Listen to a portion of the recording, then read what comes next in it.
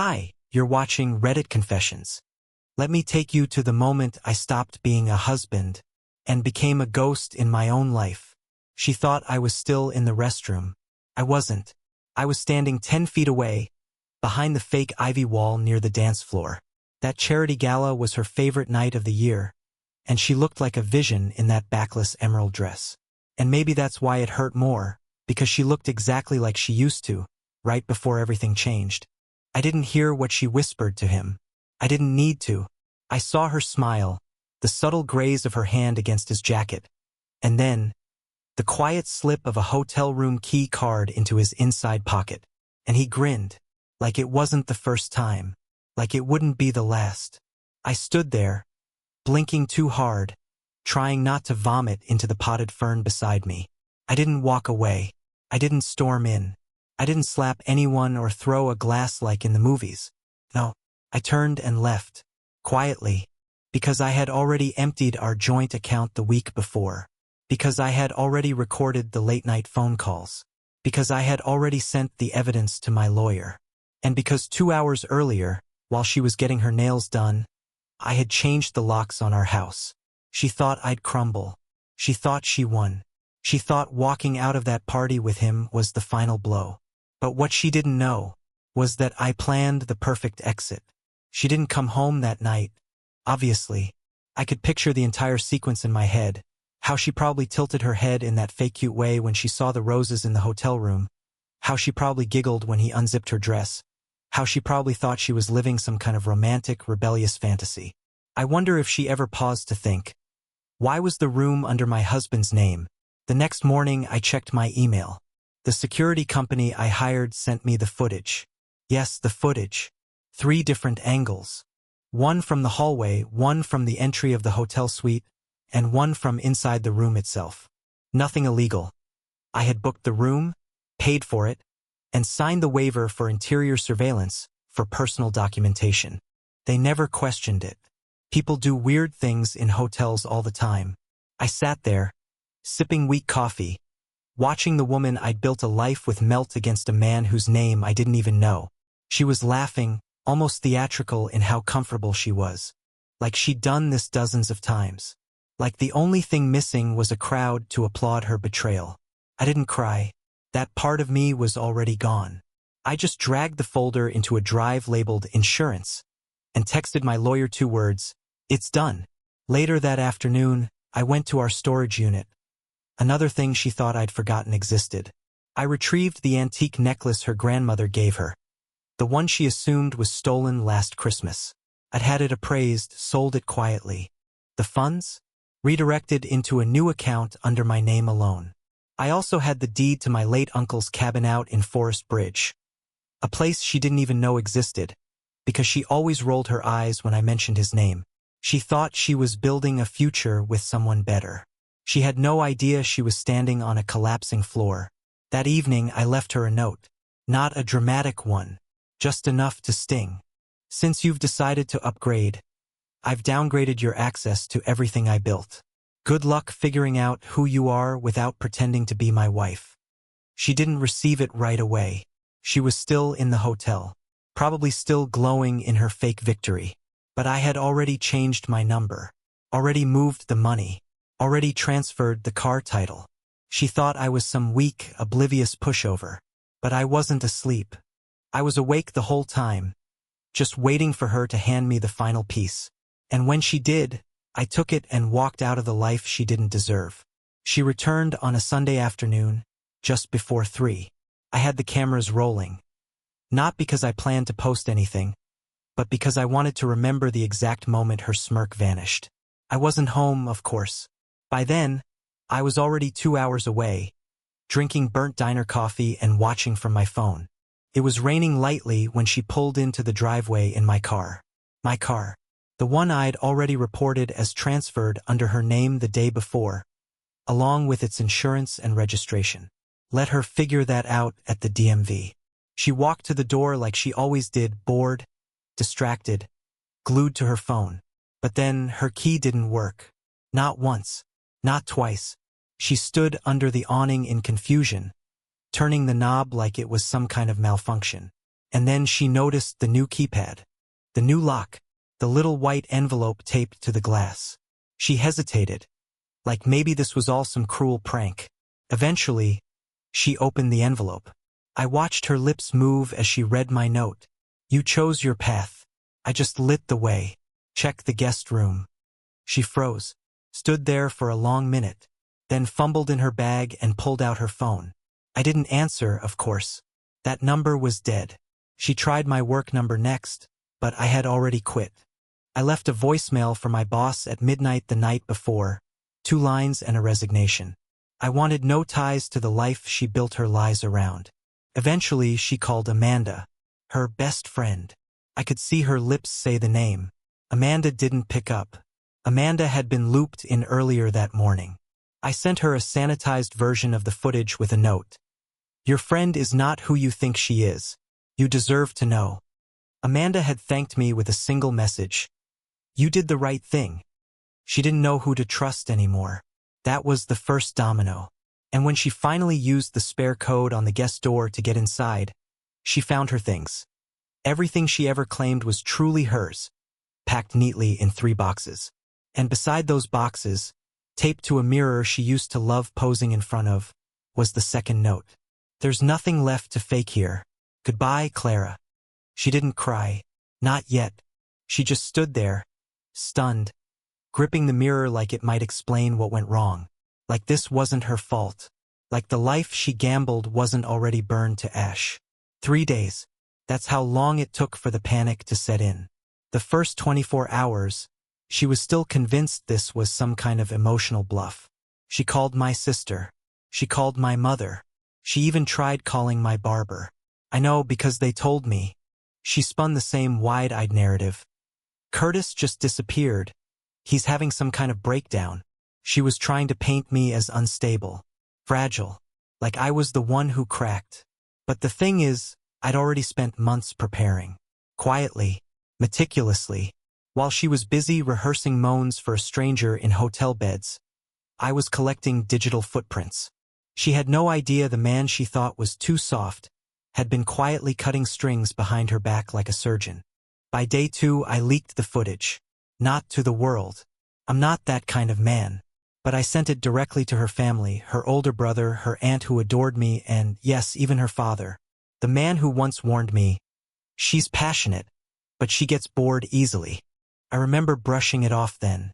I remember thinking, she'll never be bored of me. I was wrong. The response from her family was silence at first. Then came the slow collapse. Her brother texted me, you didn't deserve that. I'm sorry for ever doubting you. Her aunt left a voicemail sobbing, saying, if you need anything, you call me, okay? Her father? He didn't say a word. But 2 hours later, Clara's Facebook account went dark. Day 3, she went to my office. She hadn't gotten the memo. She stood at the front desk, smiling through her teeth, asking to see me. The receptionist, new girl, young, blunt, told her, Curtis quit, left Friday, didn't say where he was going. Clara tried to fake concern, but you could see it in her eyes. Something had snapped. She was realizing she didn't just lose me. She was invisible now. By that night, I got a blocked number call. I let it ring. Then another. Then a voicemail. Her voice cracked as she spoke.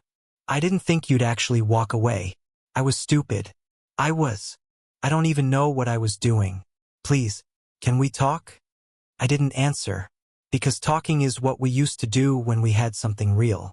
Now, she was just a woman leaving messages for a man who no longer existed. I knew she'd come looking for me eventually. I just didn't think she'd be stupid enough to drive 3 hours into the woods without calling first. But that's the thing about people like Clara. When their carefully curated world collapses, they don't fall gracefully. They thrash, they panic, and they try to grab onto anything familiar.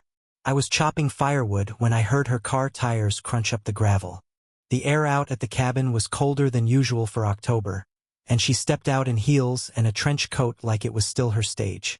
She hesitated when she saw the second car in the driveway. Not mine. Not hers. Someone else's. She didn't know her name, of course. Rachel. A woman I'd met 6 weeks before everything fell apart. No romance, not yet. Just someone kind, calm, and quiet who listened when I needed to speak and didn't try to fix me. She worked in forestry services. She knew about trees, animals, trails, and people like Clara.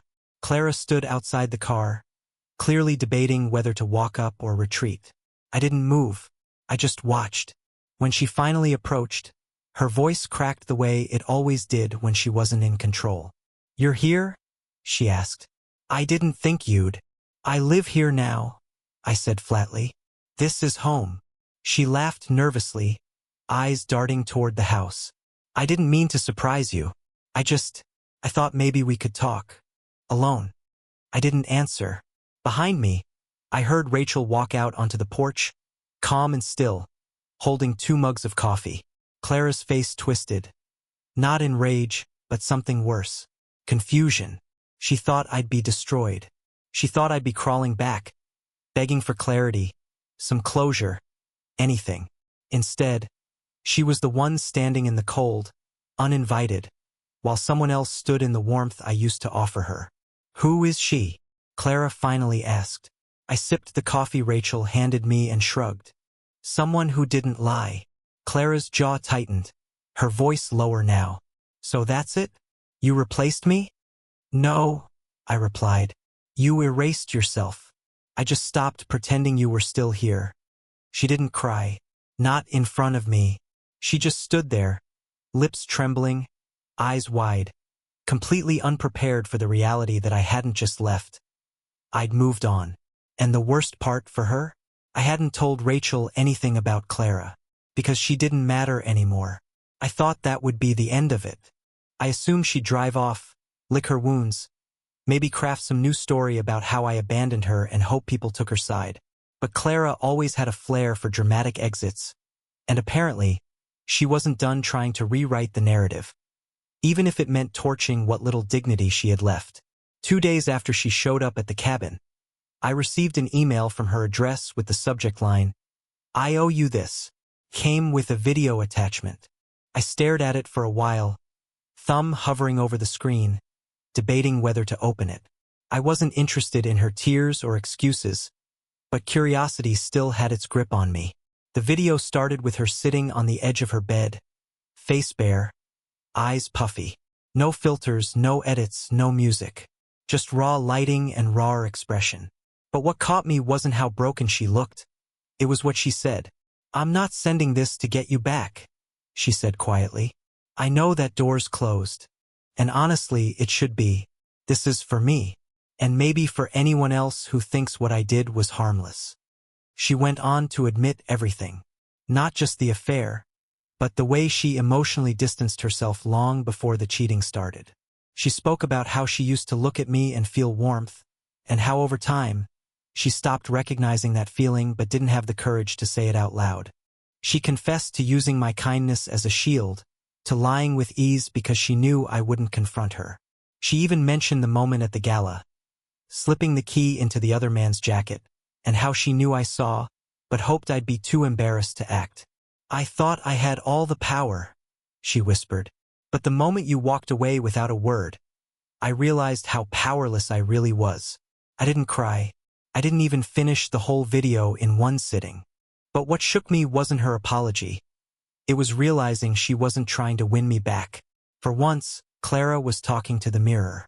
Later that evening, Rachel saw the unread file on my desktop and asked about it. I told her, simply, "It's the last page of a book I don't want to read again." She nodded, didn't push. And I meant it. I didn't hate Clara. I didn't want revenge. I just wanted her far enough away from my life that her name became meaningless. But she couldn't seem to let go. Because the next morning, my phone lit up with a notification that made my stomach drop. She had posted the video publicly. Clara didn't tag me when she uploaded the video. She didn't have to. Within hours, people were already messaging me. Some were mutual friends, some distant connections, and some complete strangers who somehow pieced together exactly who she was talking about. The internet is faster than truth, and in Clara's case, it was merciless. She posted it on her personal page, her Instagram, and even uploaded a trimmed-down version to TikTok, labeled an open confession. I cheated on my husband. The title alone was like throwing blood in shark-infested waters. The comments were immediate. Some praised her honesty, sure, but most, they tore her apart. You didn't confess, you got caught. Can't believe she thought this would make her look good. She really expected applause for destroying her marriage? My ex did the same thing. You don't get a trophy for being sorry too late. She must have thought sharing her side would flip the narrative, that the public would see her tears, her carefully rehearsed remorse, and rush to her defense. But Clara had miscalculated one thing. Vulnerability only works when it's not a performance. By the end of the first day, she'd deleted 2 platforms. People found old photos from vacations we took together and flooded the comments. They unearthed her old captions. Ones where she called me the safest place in the world. Irony has a long memory online. But what really struck me was a message I got from the man she cheated with. I didn't even know his name until that moment. Lucas. He wrote, I didn't know she was married. She told me you were divorced and controlling. I ended things the second I found out. I'm sorry for being part of this. For a minute, I just sat there, staring at the screen. I wasn't sure what part hit harder, the fact that he believed her lies so easily, or that he walked away the second he saw the truth, while I stayed for years trying to fix what never wanted to be saved. I didn't reply. There was nothing left to say. He wasn't the enemy. He was just another story she told to feel powerful. Meanwhile, Clara posted one final video, a quiet, dimly lit clip, barely a whisper. Please stop messaging him. He doesn't want anything to do with this. I ruined everything. That's enough. And for once, she was right. But the fallout wasn't over. Because one person hadn't spoken up yet. Her father. I wasn't expecting anything from her father. He'd always been a quiet man, more observant than involved. When we were married, he rarely said much, but when he did, you listened. After everything unfolded, the betrayal, the video, the chaos, he remained completely silent. No texts, no emails, just absence. Until last week. I got a letter in the mail. Not an email, not a message, a real letter, with his full name and return address written in careful block handwriting. My hands were shaking a little as I opened it. Part of me expected anger, or blame, or worse, disappointment. But what I found was something else entirely. Curtis, I should have spoken sooner. I watched the video she posted. I watched the way you handled it with restraint, dignity, and strength. I want you to know that not all of us were blind to the way things were shifting. I saw the changes in her, the distance, the self-importance. I stayed quiet because I thought it wasn't my place. I was wrong. You were more of a son to me than I ever told you. I hope wherever you are now, you're building something better. You deserve that. Don't carry her mistakes on your back anymore. Let them rot behind you. I don't know what I expected to feel, closure, maybe, but instead I felt light. Not because he forgave her, but because he saw me. After everything. After all the quiet sacrifices I made. After all the ways I shrunk myself to hold our marriage together. Someone finally said, "You were enough." I'm still out at the cabin. I've planted a small garden, rebuilt the deck, and for the first time in years, I sleep without clenching my jaw. Rachel visits often, but we're taking things slow. No pressure, no expectations, just honesty. As for Clara, I haven't heard from her again, and I don't need to. Some people wait years for an apology they'll never get. I got one I didn't ask for, and I left the rest behind. So here's my final thought to anyone listening. Don't wait until you're shattered to leave. Don't confuse loyalty with self-erasure. And never believe you're hard to love just because someone stopped loving you. You're watching Reddit Confessions. If you've ever witnessed a moment of truth that changed everything, maybe something from your own life or even from history, tell us in the comments below. We'd love to hear your story.